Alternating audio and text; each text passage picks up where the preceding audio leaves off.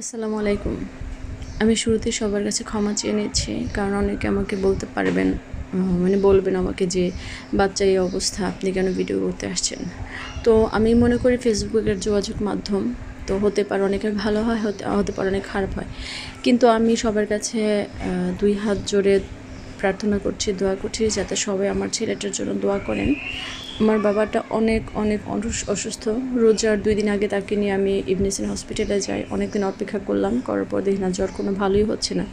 তো সেই হিসেবে দেখি যে বাবাটার কি বলবো, একদম অবস্থা খুবই খারাপ হয়ে গেছে, 103-4 জ্বর নিচে কোনো থামে না।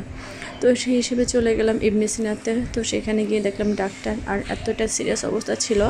তো আমার ছোট বাবাটা হচ্ছে আমার মতো, যে শত প্রতিকূলতার পরেও, শত বাধা বিপত্তির পর আলহামদুলিল্লাহ ভেঙে পড়ে না। এখন কিন্তু তার যে অবস্থায় বসে আছে 103-4 জ্বর এরকম।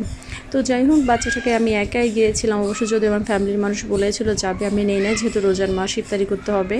তো দেখেন, একটা ছোটো বাচ্চাকে আর্জেন্ট পরীক্ষা, তার যে কী একটা অবস্থা হয়েছিল, আমি কি বলবো। যেহেতু একটা ফেসবুক যোগাযোগ মাধ্যম, আমি সবার কাছে হাত জোর করে বলি যে আমার বাচ্চাটার জন্য আপনারা দোয়া করবেন। আমার কি বলবো, একজন মায়ের প্রার্থনা আপনাদের কাছে।